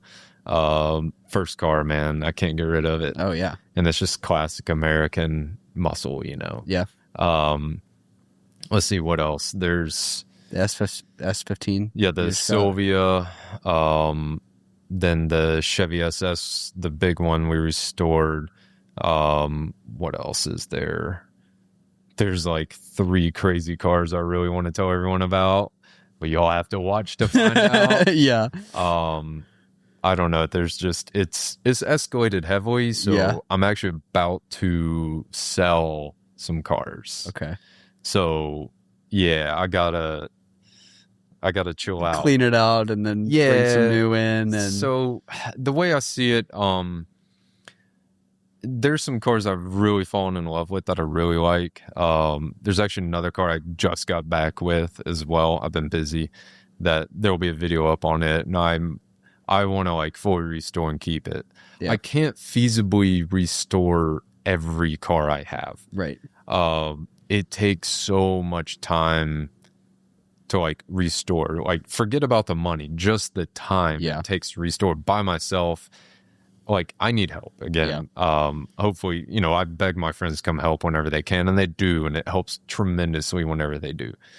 But yeah, I think I counted the other day, I think there's like 12 or 13 cars right now. Wow. But the only nice one is the 911 Turbo. Yeah. Well, I mean, the other ones are really nice that we've like rebuilt and stuff. But like, the ones I've fixed up and the ones that are nice are the ones that are probably going to get sold because they actually have value to them. They're nice cars that I feel comfortable selling. And there's money, like to keep this going and to restore these other cars in the background. Like, there has to be like the money coming from that and the space. I don't have a ton of indoor space. So like the Chevy SS, like having to wash it, like it gets so dirty at the shop, but it's nice having it there if I want to go for a ride. Like the Renault's always dusty. Like even when I'm not there, it gets dusty in the shop. Yeah. So, but whenever someone's in town, I'm like, hey, I want to go for a ride on this really fun road right here and this really cool car that handles really good. Like it's so nice having it. And like, if I drive my truck and it breaks down or I have to fix something on it, I have a backup to drive home. Yeah. So these cars kind of like go back and forth from the shop to my house. It's funny. I explain this to people that I like to have certain cars for certain activities. Yes. And self-limit in that way. Right. And it's really funny because like, I'm hearing you say that and it makes total sense to me because I'm like, yeah, you have your shop car and you have your house car and you have your nice car and you have your, your daily and your backup daily and your wife's daily and then her backup daily. Like it all makes sense to me. Car seats, 2 big car seats. Yeah. Have to go in the back of something. Yeah. Like, what cars do those fit in? Yeah. It all makes sense to me, but it's really funny if I'm thinking about like explaining this to just like one of my friends who doesn't care about cars and they're like, why do you have 10 cars? Right. It's like, well, each of them has a purpose. They do though. Yeah. It's crazy. Like the 911 Turbo, like I can drive it to the beach. Like I have a bachelor trip coming up for a friend. I'm like, I am driving that car. Yeah. When I was a kid, I remember being at the beach and seeing a 1993 Mazda RX-7 Turbo. Beautiful shapes to that car. It was lowered, had some nice wheels, and it was sitting there like ocean in the background. I was like, I want to be that guy. Yeah. And now I'm that guy with the 911 Turbo. I'm like, I get to drive this down. I get to stare at it when I get out of it, like eating shrimp and just like, that's so cool. And it's so fun to drive, but just having a car for every job, like the truck gets used I've put so many miles on that truck and the Land Cruiser because it has back seats, but that car is going to be on the channel soon because it needs so much. Like, it's the car you haven't had to do any maintenance on. You can get away with just not doing maintenance, but now it's like, okay, it needs a lot of work. Yeah. So just having a car for every job, like, you need a car for like autocrossing, road racing, drag racing, drifting. Those are all different things that do those jobs very well. As a psycho who likes to experience all these different things, like every car, it's funny, every car guy's after what's the ultimate car, like Ventra in Los Angeles, he a C6 Chevrolet Corvette Z06, so it's probably 2005 to 2013. Like, that was his opinion of the perfect car, but it doesn't have back seats. That's where the Chevy SS, I'm like, dude, it has back seats and it's a 4-door Corvette. Literally. You know, and they didn't make many, so they're rare. You don't see them everywhere. They're cool. Like, they're big, they're safe. Like, that's where I landed on. That's like the kind of do everything. It's rear wheel drive. You can drift, drag race, road trip, daily. Go to a meeting, whatever. That's like kind of a do everything car in my opinion. It can't tow a trailer. If only. If only it could. I guess you have to have 2 cars. So, yeah, us car people, we're the worst and the best at the same time. Like, I've helped my neighbors fix their cars, so like, I try to be mindful and not, you know, have loud stuff cranking up and all that. But yeah, my whole life, even when I barely knew anything about cars, my neighbors, hey, can you fix this? Yeah, we can try, you know. And I only had the cops called on me one time for having too many junk cars in the driveway. So that's funny. What is like the it car? Like, is there a car that you're chasing? Oh, there's. I know that you have like 3 or 4 on the horizon that you're talking about right now. Yes. But this is Tavares's P1. Like, is there some car of that level, like Ed's Bugatti? Like, what does it look like for Michael in 3 years? My brain hasn't gone that far because I'm just still trying to process that I've been able to get the cars that I have now and experience them. Like a Nissan Silvia S15. I think they only sold them in Japan, New Zealand, and Australia. And like, I never thought I'd be able to buy that car and take it up Pikes Peak and with everyone on video. It was the coolest thing ever. You know, like a 2017 Chevy SS. That was like, I've never owned anything that new. I'm like, it's under 10 years old. Like, this is insane. Never thought I'd buy a car like that, you know? But my brain hasn't really thought that far. I have gotten to experience other YouTubers' crazy exotic cars and getting to drive those. And honestly, the 992, which is, I believe, 2020 to now Porsche GT3. I haven't driven the RS, just the GT3. It's actually Freddie's, which is Matt Armstrong's and Adam LZ's. That car was such a good driving car. Is that one PDK or is that one manual? It was a 6-speed manual. Okay. So it was non-PD, and it felt great. You know, some of the newer BMW manuals, you don't feel like you're driving a manual because it just is too effortless. It's too easy. It's not, I felt disconnected, where the 911, I really felt connected. So who knows how much money and engineers went into creating that masterpiece, but oh my gosh, they nailed it. So really, if I could get into one of those cars, that would be insane. I know these days it seems like you see them everywhere in videos and stuff. I've seen one on the street. A guy in Hoover has one. And he's so happy to pull it up. I think it's blue. Okay. I think his name's Bob. Okay. But I was in my 996, and for all the Porsche people in the world, that's like the redheaded stepchild. But he rolled his window down and we chatted for a minute. Super cool guy. But I know it's so common and people might give me crap for like, that's your ultimate car. But, you know, really, my taste has changed dramatically after working on cars. Like what I do and don't like. You know, I want to experience a ACR Dodge Viper. I think I might really like those. It's just, again, with the older stuff and the technology and the better materials, now I'm realizing how good some of these new cars are. When a manufacturer give us car people what we want, which is a manual transmission. I know it's slower, but it's more fun. It's way more fun. I just want to have fun. Like, anyone can drive fast. I want to have fun. I want to enjoy my life and a good driving experience. And I can throw the keys to one of my buddies and be like, that car is going to blow your mind. Go drive it. You know, it's fun. Man, really, I think a GT3 and above that. Oh man, you put me on the spot. Take your time, or we can move on. Ultimate. I mean, GT3 is ultimate. Like, it is. That's $200,000 car. Yeah, and what's crazy is it's not even that crazy. Like, that's not even in today's world. It's like, oh well, at least it's not $3 million like these other 20 cars are. Dude, honestly, let's go to the top. A Zinger. Yeah. Never even seen one. But just.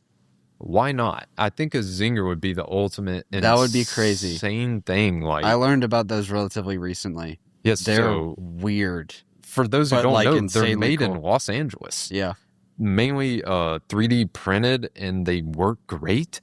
All the people who've driven them, who know way more about cars than me and how they're supposed to drive, rant and rave about how great they are. Yeah, they're spelled CZINGER. Right, and they're not even a car manufacturing. They manufacture like aerospace. Yeah. Insane. Also, I think that the founders are like 32 or something. Yeah, like they're super young. Super young. Yeah, it's insane. Makes me feel really good about myself. I know. I'm like, dude, I'm a piece of trash. Like, I can barely get some of these cars running, and these guys are like, hey, watch this. We're gonna break every record. We're gonna break every rule and every record and everything. So that's super crazy. Cool. The Mustang. I'm not a Ford guy, but oh my gosh, like the Mustang GTD. I want to experience that vehicle. Those seem sick. Yeah. Probably not a great street car, but Porsche is apparently working on a new flagship that should come out. Is probably going to be hybrid. That's the thing. Everything's like kind of hybrid now. Yeah. And I'm old school. I like the gas stuff. Yeah. Either a Zinger or a Singer Porsche. Yeah. Zinger or Singer. Zinger or Singer. Zing. We'll find a crashed Zinger for you in 2 or 3 years. And just try to replicate what they did to get it up to their 3D, level. Learn how to 3D print metal. Yeah. Who knows, man? I've been I've been diving into 3D printing and stuff, and had some stuff made for the 350Z because we've gone absolutely insane with that. It's literally a 2-year video in the making. Wow. And it's like, I don't know how long the video will be, but it's going to be nuts. It's going to be a really cool 350Z if we can pull this off. Yeah. And if you never see the video, I failed. You gave up. Yeah. That's funny. Okay. 2-car garage. So you said you were interested in investing and things like that earlier. So I modified my question. So imagine it's the 90s. Okay. Your midlife crisis, 45. Yes. Your grandfather, this is all hypothetical. I love this. Your grandfather was an early investor in Disney. Okay. But like when Walt Disney was still alive. And what do you mean? He's under Space Mountain right now? Right. So the 90s come around and your grandfather passes away and he passes on his Disney stock to you and you decide to sell it and it's $750,000. So you have a lot of money.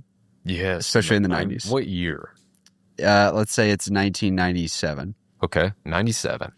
And you want to go and buy 2 cars, replace whatever you've been driving with 2 cars. With this money, because you're 45, you've got the house, you've got the kids, you got everything sorted. Already, so you just have a bunch of free money. Yes, and you want to go buy 2 cars. It's 1997. Can I have 2 daily drivers in the driveway? Your wife can have a daily driver. Okay, the other 2 have to be for you. Okay, 2 cars for me in 1997. Is this knowing what I know now? where the future goes and investing and all Sure. that. Okay, so I don't shame people who buy cars and investments. That's Mhm. fine if that's what you want to do. But I would buy.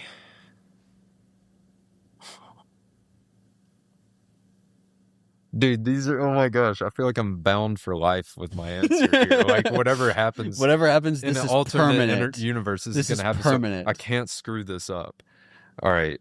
Oh my goodness. I 1997 probably and should have looked older. up because there are a couple cars that I was wondering. I was trying to give you like enough money that you could kind of go crazy. You could buy anything You in could buy anything. 1997. Yeah, Dude, was the McLaren F1? that was the thing I was wondering. I don't think That was somewhere in that range. I'm going to pass on the F1 just because I don't want to get hit with the stipulation of Yeah. they were too much or Right. something. The F1 would have been it. But let's say Ferrari. I mean, most of these I'm just like, okay, you go to what was that's gone insane as unobtainable now, right? Yeah. I'll probably keep it pretty simple though. Let's say 1969 Chevy Camaro, Le Mans Blue, Yeah. Z28 4-speed. Back then, I mean, now they're pretty expensive, but back then that was probably only like a perfect one was probably still only 50 grand. Yeah. So I got 700 grand left. It's got to be something comfortable, normal. I'm going to hate myself later when I get the wrong answer. There's no cool, good, like, SUV or anything in 90s. No, like, the Tahoes, the square bodies are great, but when you have $700,000 more to spend, what do you... Yeah, well, I was anticipating you doing some kind of crazy supercar, and then I think it might go to... You know what? I know it. Lamborghini Diablo SV. Specced yeah. to the gills. Yeah. Spec it out all the way. Yeah. So you got your insane hypercar, and you have your classic American muscle, living the American dream in the 90s with the white picket fence and, Yeah. 4-speed 302 Yeah. screaming. And then you have your SV. Yeah, that's it, man. Yeah. That's solid. 2-car, you open that garage. You can't not open that Yeah. garage. Nothing wrong. Like, Absolutely nothing wrong. anyone from all walks of life, would you open that garage between those 2 cars, they're going to be like, that's it, man. Yeah. 69 Camaro, maybe a 70 Chevelle SS 454, but I tend to like the styling of the Camaro. And then that Lamborghini, you're checking all the boxes Every box. of 1997. Yeah. Okay. That is peak, like, rich guy 97 right Yeah. there. Yeah. That's it, man. That's good. Oh, that's so good. I think I would do. I don't know. I should have looked this up. I don't know what the price of an F50 was, but I want to say it was. They had to have been under 750. I want to say it was like 300, maybe 400, Right. something like that. Wonderful choice. I would do F50, and then I think I would do like 993 turbo. Yeah. I think that would be it for me. Dude, a yellow F50. Oh my Yeah. gosh. Should I have done that instead of the SV? No. The SV's great. It's fantastic. You dude, still get a V12. a yellow F50. Also, like, I mean, the SV, you get the doors going up. You don't get that That's with true. an F50. Yeah, you get the full experience. You get the full exotic thing. the full rich guy 90s, like lure there. Yeah. War, whatever, however you Yep. pronounce it. Yeah, dude, it's freaking crazy. So, Fantastic. what's your goal with the podcast? Where do you want to take this thing? Where do you see yourself in 2 years? 2 years. I hope I'm doing it full time. Nice. I feel like if you're gonna do content, you have to be a bit delusional. Yes, absolutely. There has to be Um, something wrong with you. Yeah. I mean, I want to be one of the podcasters.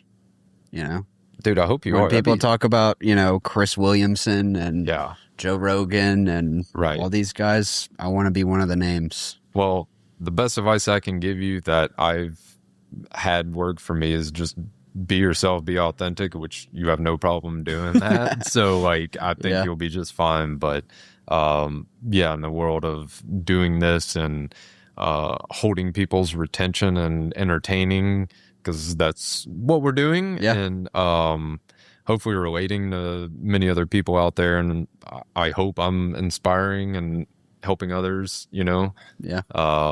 Yeah, dude, just keep doing the thing and getting out there. I mean, that'd be my advice to unsolicited advice to anyone trying to do this. Yeah. Go outside and go to events, have fun, do what interests you and genuinely interests you. I've seen a lot of people come and go in the car industry who I know they were just coming in it for some other reason other than they enjoy cars. Yeah. Because it can be hard. Like, Yeah. cars can be very difficult. And it's, you see the people who are in it for the wrong reasons, whether it's just like trying to be famous or trying to just maybe make a quick buck, or I don't know, but there's Yeah. been a lot of people kind of come and go. I hope they enjoyed it while they were there, but it's hard, and I think that correlates to a lot of different things. You know, me having a lot of different background experience and life experience. It seems, like you said, just staying in the game, doing what you really love and you're passionate about. Everyone sees it, you know? It's not everyone, but, you know, it's easier to just be yourself than... But there are some people who are complete characters, and I love it. Yeah. Like that Frankie Lapina guy with the big booty guy. That yes. Like, He's got some cool cars. he does. He has an R6 and like a Raptor R and some other stuff. I just saw that video. Yeah. He's hilarious. So funny, and has built like an empire. Like, Yeah. he's so famous. It's Dude, hilarious. That guy's oh my god. I started watching him in COVID. Like, I just Yeah. It's just so funny. So but like, funny. I feel like he is being himself, but obviously it's like kind It's of a caricature. It's kind of himself. a character, Yeah. right? But it's just like so entertaining to just, yeah, and I'll just still stumble across the most random videos and seeing those people I enjoy. And like someone, I don't know if this is true, like apparently Mr. Beast said the other day he could make a faceless YouTube channel and have it to, like, don't quote me on this, something like 1 million subscribers within X amount of time. Yeah. And it's this big thing, like people arguing, yes, you can, no, you can't. But like, I don't know. I feel like once you kind of maybe find your thing that you do, maybe he could. I have no idea if he could pull it off. But in today's world, I feel like I've read places that faceless things are not being pushed because it could be too manipulated by AI and stuff. Yeah. Like voice, like, dude, people steal my videos like crazy. Really? Yeah, all the time. That's crazy. Like they're sent to me or tag, and it's like, okay, I had someone, they took one of my whole rebuild videos and put like their own voice on it and cut my face out every chance they could to try to make it look like they're the ones that fixed the car. And thankfully it was on YouTube, so like everyone was like, hey, you stole this from Elsea's world. Like, so it's cool that like enough people are watching me to like go to bat for me. Does that feel validating that people are trying to steal your content? I mean, I guess, like, You're doing something right enough that people were jealous or something. I don't know. I never thought this would go this far, you know, but I'm just enjoying every minute of it and having fun, and you know, trying to bring my boys up with me, and you know, put those talented guys on who are doing really crazy stuff with cars. And but yeah, I don't care. I mean, okay, someone stole it, it's gonna get taken down, whatever. But I don't know. I'm usually just by myself working on some junk car in the woods or my shop, so it's like, that's just the funniest thing. I didn't really think about content until I started making it myself, is how much time you just spend alone. Yeah. Because like people are looking at your videos on YouTube and Instagram and whatever else, and I don't know, it's like, because you're talking to the camera, it feels like you're there and you have this like parasocial relationship with the person and stuff, and it's just like, it doesn't seem like when I watch you go do that you're alone, but like most of that time you're like Yeah. alone. Sometimes Other I than am. working on a car with a buddy or something like. Right. Yeah, there might be like 5 dudes behind me, like mooning the camera and stuff and trying to make me laugh, Yeah. like you never know, but like sometimes it is just me. But, Yeah. it's probably a mix with me, but there's some creators, dude, they're by themselves all the time, and then they go out in public and all these people are like, oh, hey man, wanting to talk and hang out. So I can see where that shocks a lot of people. But I mean, dude, I'm always just on the move and in uncomfortable places and different places, and broke down on the side of the road somewhere in Shamrock, Texas, and trying to find a good spot to fix a car and strike up a conversation and make sure someone's not trying to steal the $4 I have in my wallet, and so that's funny. Yeah, I don't know. The older I get, the kind of less I care about. I just, after having kids, it takes a lot to get me like upset or work me up. Yeah. When the first time someone was like stealing all my videos, and they did great on TikTok. I need to put more on TikTok and stuff, but it's just me, and I'm trying to keep the builds moving and fresh stuff coming. Yeah. And when I have chances, clip the content, the interesting parts, and put them on other platforms for other people to enjoy, and hopefully guide them to the full form video to see the whole madness of what's going on. Yeah. Yeah, dude, it's weird seeing your stuff get stolen left and right. Yeah. It's a thing, and it's weird. It's weird. Yeah. It's weird. Yeah. Well, where can people find you? Find me on Instagram at Elsie's World. ELS is in Sam, EAS World. It's like a Viking last name, apparently. It's a weird last name, I know. Cool. Instagram, Facebook, YouTube, TikTok. Should be able to just type in Elsie's World.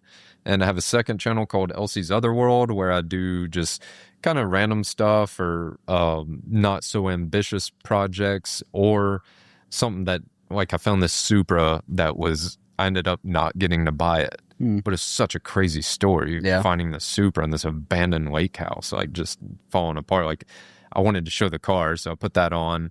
Or I'll combine a multi-series. Like, if there's 8 videos on one car, I'll combine them into one video, so you can just watch the whole thing start to finish. Yeah. So Elsie's Other World. And I think that's it. Maybe a Cars and Coffee or car show or drift event near you. And if you see a junk car driving down the side of the interstate, it might be me. Yeah. So yeah, man. Sweet. Just find me on the internet. Check it out. I hope y'all come over and watch my videos and enjoy them. And there's a lot more chaotic stuff coming. So yeah. Love it. I appreciate you having me, dude. Yeah. Us Birmingham content creators, we got to stick together, man. Yeah, man. Yeah. We're in it. Yeah, we are in it. And dude, this city's awesome. It is.